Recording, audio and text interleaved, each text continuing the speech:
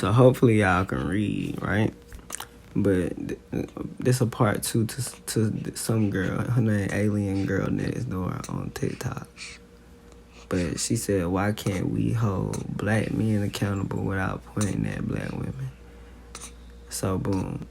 What was said was, black people, if we're canceling Kanye for being harmful to us, then we also need to cancel female rappers who promote WAP being a super freaky girl, BDE, city girl culture, and male rappers who keep on talking about taking each other's lives and selling drugs. Right?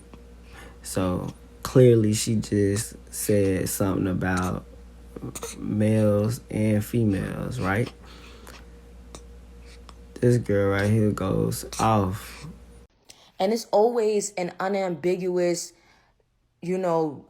locked hair, natural hair, dark-skinned black woman trying to come in and be a mammy and trying to rescue this black man who you're not his preference. You're not a woman who he puts on a pedestal. And it's not about somebody being attracted to you, but have some pride, damn it.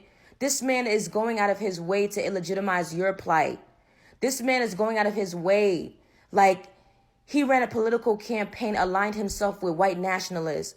He basically is doing so many things at the expense of the black community. If you think that this man couldn't have called out certain powers that be without throwing our plight under the bus, then you really don't know yourselves and you really are more lost as a community than I thought you were.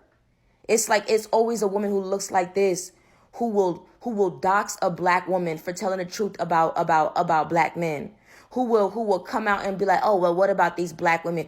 WAP, 2 black women, if you don't consider Cardi B a black woman, 1 mixed race woman and 1 black woman creating a song where they feel like being promiscuous liberates them is not equal to a black man saying slavery was a choice on a white man's platform. That was TMZ, where he said that.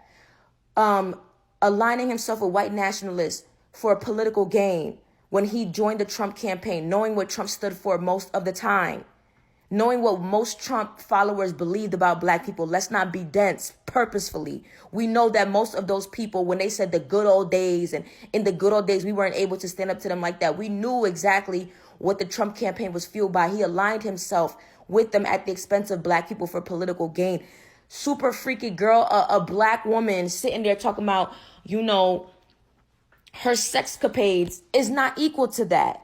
Like, y'all always trying to say, oh, well, look at these 2 city girls talking about, not giving it up to men unless they give them money. That equates to what Kanye has been doing. No, it doesn't.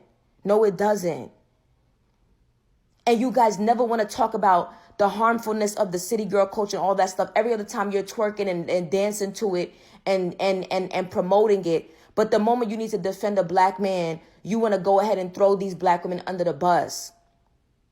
Why don't you talk about it any other time? That's what makes it disingenuous. You only want to use it to defend him, to defend his actions. Why can't he just be held accountable on his lonesome? Oh, he lost his mama. Again, you emphasize black men because Megan Thee Stallion lost her mama too. And that's not an excuse for her to be mentally ill and unhinged. Because if she said those things, you guys would cancel her. You canceled Chrisette Michelle for singing at Donald Trump's inauguration. Nobody defended her by throwing black men in the bus.